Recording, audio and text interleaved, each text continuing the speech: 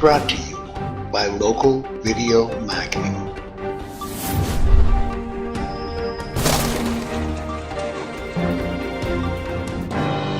In association with Coach Chick's Mastermind Group and CoachChick.com.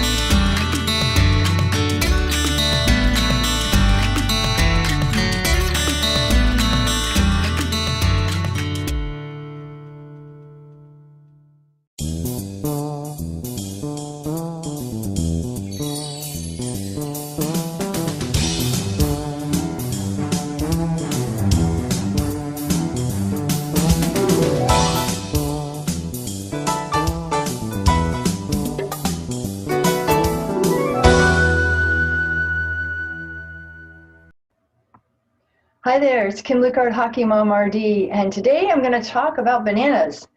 Have you ever wondered what the difference was between a banana with spots and a banana without spots? So many of the young skaters that I work with won't have anything to do with a banana with spots. But here's what I want you to know. Bananas are loaded with nutrition. They contain 9% of the RDI, which is what you need on a daily basis, of potassium, which is great for muscle contractions and nerve signaling. 33% of the vitamin B6 that the body needs, and vitamin B6 is crucial to making serotonin, which is a feel-good neurochemical.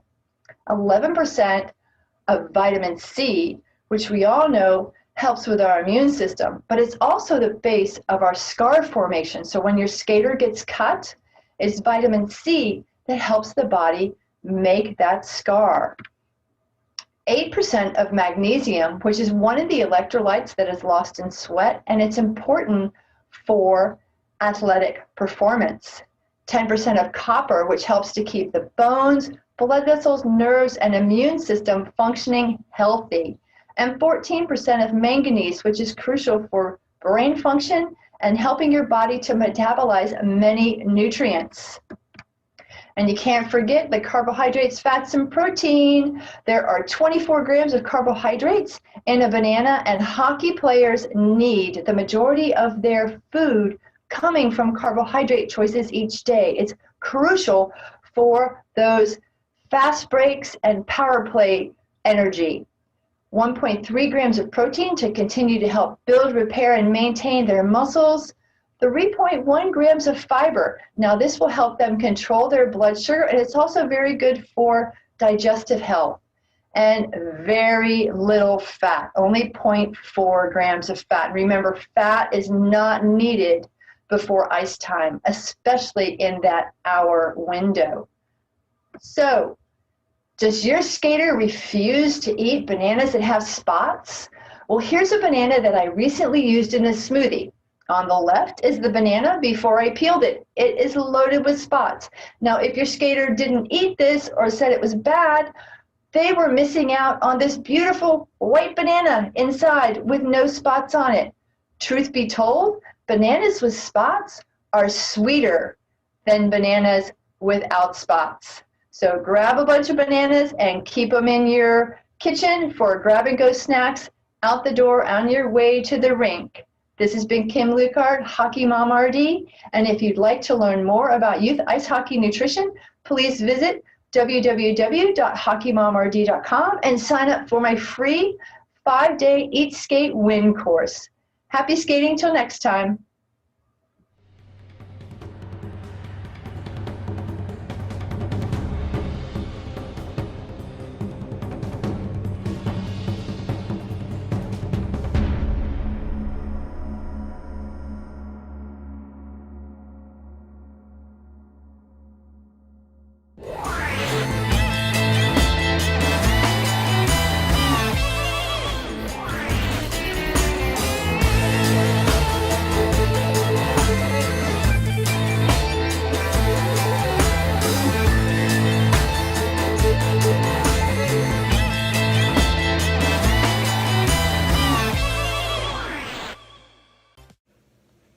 Hey everyone, welcome to the Band Gym.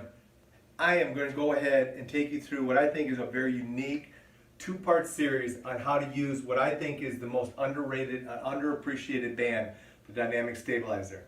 And why do I think this? Because I think people look at this as being used for one exercise, maybe two at the most, and that's completely false. This little device could be the best cardiovascular training band yet. And I want to take you through today 6 exercises and then give you progressions of each exercise to show you just how versatile this little band is. So this first part, we're going to go ahead and we're going to talk about exercises that are going to engage your trunk and engage your hips. I think these first 3 exercises and progressions that come with it are the perfect 3 exercises you want to put together in a workout, the beginning of a workout, where you're engaging your trunk and your hips to get started. So if you have a group training group that you want to use the dynamic stabilizer for, or if you want to go ahead and do an aggressive running workout, but you want to make sure everything's on board, these first 3 exercises are what you want to go ahead and incorporate first into your workout before you go ahead and I take you through part 2, which is going to be a little bit more cardiovascular oriented. You ready to go ahead and hit it? All right, enjoy these 3 workouts, but more importantly, clue in on how quickly you can progress each workout, or excuse me, each exercise as you go through it.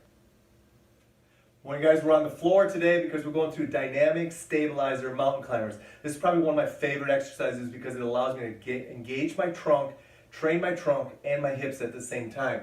The key is making sure you set up correctly. You want a wide base of support, so you want to get your feet wide so that the band stays tight. You want to position yourself in this holding pattern. Now, when you go ahead and do the movement, you want your knee coming towards your elbow. What that will do is that will keep the band tight and allow you to go ahead and do the mountain climber without the band migrating up and down your legs. So that's the basic dynamic stabilizer mountain climber. Let me take you through some variations of how you can do this now. 3 variations of how you can progress your dynamic stabilizer mountain climber. Obviously, you'd always start with the standard one that I just showed you, but now you can go ahead and load it up by taking a second band, placing it on the small of your back, wide base of support, and go ahead and do your dynamic stabilizer mountain climber with a loaded band. That's going to engage your trunk more aggressively. Another way to go ahead and do it, if you want to go ahead and advance it and be a little faster, is position yourself on an elevated surface. Now, by doing the mountain climber on this, it's going to take and make it a little bit easier for you to do than a standard position. However, I like to use this position to be more aggressive by doing what I call the switch drill, where I'm constantly trying to explode off of the movement. So there's 3 progressions and how you can go ahead, incorporate the dynamic stabilizer mountain climber into your exercises. Dynamic stabilizer rhythmical reaches. They're designed to go ahead and get your hips activated by not only creating a sagittal plane reach, but also by creating a frontal plane force from the dynamic stabilizer. Let me show you what I mean. Thanks for joining me today at the playground. You know, it's nothing better than a morning, sunny, clear, comfortable, and ready to go ahead and hit a great workout. All you need is a Thunderband and a playground. You're set to go. 12 exercises. 40 seconds on, 20 seconds off. Cycle through all 12 exercises, take a 90-second break, and do it again for 2 more rounds. Very simple, guys. Thunderband, playground, get busy, get after it, Which is really going to go ahead and be a great exercise for gait training. Now let me take you through some variations of how you can incorporate the rhythmical reach into your workout. If you're just learning the rhythmical reach, my suggestion is use a surface that you can touch so that you don't have to go down as low and you can really focus on going ahead and kicking that leg back and reaching and making sure the dynamic stabilizer stays tight during the entire movement. Once you're good at that, now you can go ahead and go to the floor, which will be even more aggressive movement, or you can go ahead and load it with a weight by going ahead and bringing a dumbbell in and just reaching down and loading the movement. So there's 3 ways to go ahead and progress the rhythmical reach, and remember, you can also make it an alternating reach by going ahead and going back and forth from side to side if you want to. Rhythmical reaches, guys, great way to go ahead and train your hips if deadlifts aren't what you always want to do. Going, guys, today's exercise is a dynamic stabilizer squat. I want you to go ahead, step into the band, place it right above your kneecaps. That's where you're going to hold it. Now we want it there so that we teach our hips to engage during this exercise. Placing the band at your ankle won't allow that. So the simple variation of this is feet straight ahead, just go into a nice reach. The reach places you, creates a counterbalance for your hips so that you learn how to drive your hips back while keeping the band pressed out, knees over top of your ankles. So that's the dynamic stabilizer squat. Now let me take you through 3 variations of how you can go ahead and progress this exercise. First variation is a loaded dynamic stabilizer squat. I'm going to use a band. You could use weights. I'm going to bring it on up and I'm going to go ahead and load my squat. So I've got a red band. You go ahead and pick the band that works best for you, but you're essentially going to do a front squat with the dynamic stabilizer.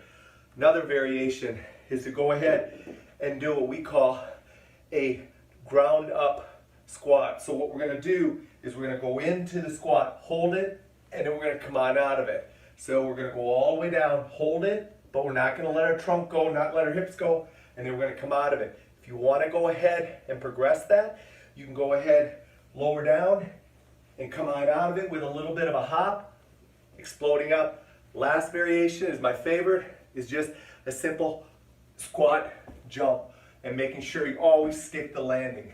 So a plyo squat jump. 3 variations of how you can go ahead and incorporate this exercise into your workout.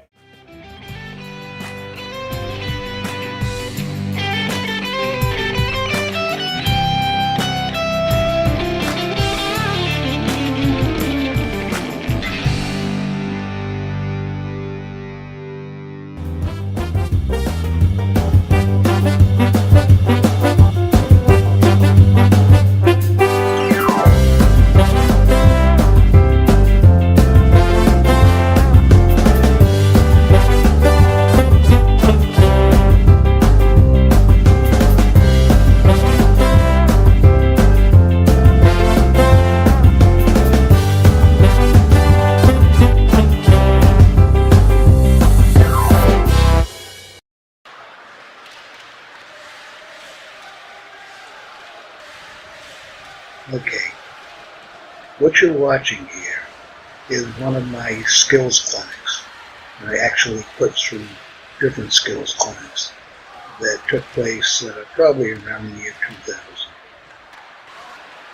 And as I joke every once in a while, it was often like the scene of the crime. But what I'm going to tell you about tonight has to do with a dad and his son, a long-time student of mine, really nice people, nice family. But I was really bothered on a given night when the boy kept on leaving the ice. He was a skilled player, he was a hard worker, and all of a sudden he was trying to get away from the ice. The dad ultimately explained to me that the boy had been experiencing some back problems the last couple of times he skated. And this was the first time he was with me and had that back problem. You know, I had to be responsible for the ice, so it was one of those things where I'd run over and talk to the dad at the sideboards for a minute, let the boy know that I cared about him, and then run back to supervising my clinic.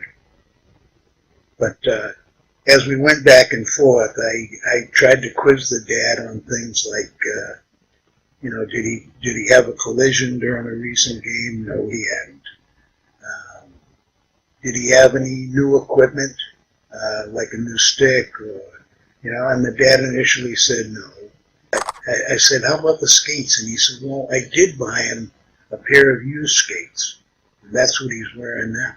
And I said, the problem has come since he's been wearing those used skates? And the dad said, I think so. What I told the dad to do was get those skates off fast and bring them down to the pro shop that was down in the corner of the rink. And I said, ask the guy to check for a certain thing. He came back probably about 15 minutes later, and here you go. I recommend something I refer to as a neutral radius or a zero radius on the skate. And the skate radius for a hockey skate is generally like it's cut out of a 9-foot circle. And that can be adjusted and stuff at advanced levels, but basically we're talking about a 9-foot radius circle. That's where the term radius comes from. And again, I usually recommend that the player have the radius done so the balance point is in the middle of the blade, and that's what many of us would refer to as a zero on neutral. What the guy in the pro shop had discovered and told the dad was that the previous owner of the skates quite evidently was a defenseman, and he thought that it would help if he had his skate radius changed slightly, and have it make him lean backwards so that supposedly it was going to help him skate backwards better. Anyway, I told the dad, listen, it'll cost you a few dollars, and I mean, back then it was under $10, I think, to have a zero radius put back on the skate. I don't think it was instant, but it did cure the problem when the kid was back to skating normally after that. Where did the back pain come from? Normally the kid was used to balancing and having his posture be balanced over that midpoint on the blade. All of a sudden, the blades were pushing him to lean backwards, but he was trying to bend himself back into his normal skating posture. And if you can picture that, all the stress is going to be on the back, so that's where the back pain came from. You know, now a lot of people are familiar with the radius. Anyone who wasn't before, you now know the significance of the radius. Nowadays, actually, people buy a lot of their hockey equipment online. Anyway, you get those boxes coming by UPS or whatever. You open the box, and I think you know enough that a new pair of skates need to be sharpened. So you're going to go to the pro shop for that. What most people don't realize is that probably as much as the skate manufacturers would like, the skates don't come out in perfect 9-foot radius. So I recommend the first things you do, again, you open that box, you know you're going to bring those skates to the local pro shop, but before you get the sharpening, I would have the radius checked, make sure it's true. And then let me mention one last thing before I leave this topic. I'm going to tell you along the way that I've been around the game for a lot of years. And one of the benefits is going through trial and error. It's all of that experience, the trial and error, that go into me being able to help you perhaps.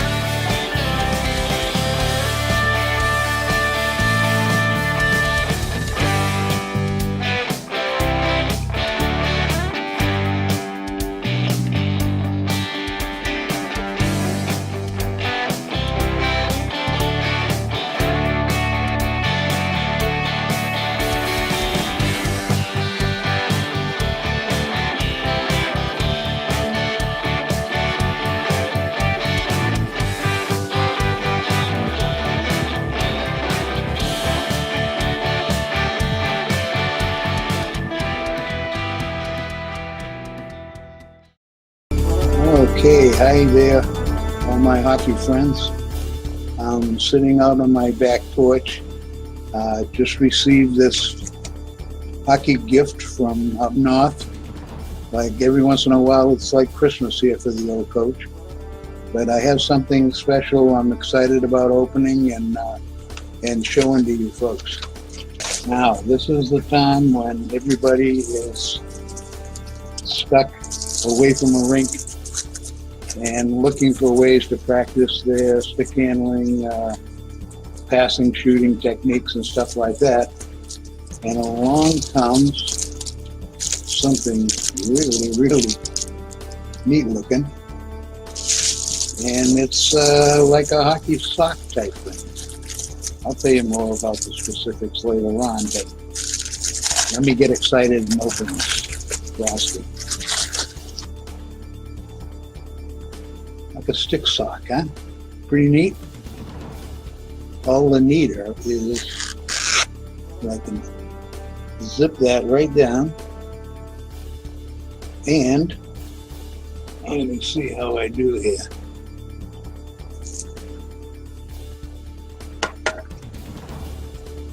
Now I'm just thinking that my poor old mom never knew how all the nicks in her cabinets came about when I was like about 10 or 11 years old. Because every time she and my dad would go out for errands, I'd have my stick out and I'd be actually stick handling a baseball because I felt as though it was a closer weight to a puck. This was in the days before all the special kind of off-ice pucks and stuff. But anyway, that's how that rascal works. All right, I think it would wear pretty well on most indoor surfaces, at least, and probably on a sport court also. But anyway, let me try a black one. Whoops. There we go. All right, I'm going to try this.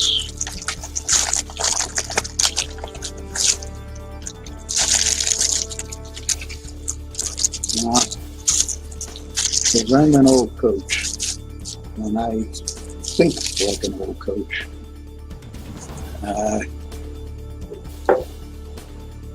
my mind has already been racing on how I would use this from a team perspective. For instance, we could set it up so that certain units out on the floor, working out like a gym floor, they'd all have the same color sticks, one of their team colors, and the guys that were playing against would have the other color. There's the black version. No logo on that one. Right? But again, wish you could feel this because it's really good material. And again, sturdy, but I think it would be really soft.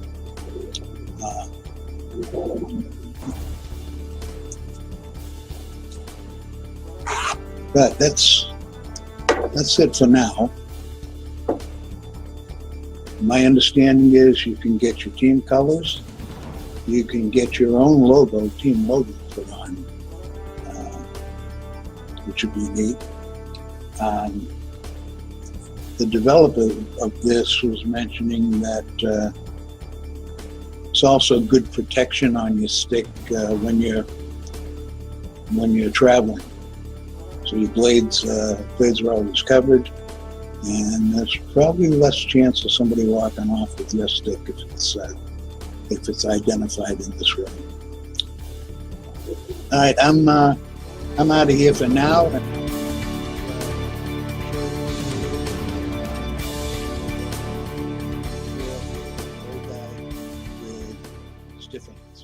All right, thank you. This has been a local video marketing production. We hope you've enjoyed this, and that you've picked up a number of great hockey tips. Please do tell some friends about these shows, and let the contributing coaches know how much you appreciate them.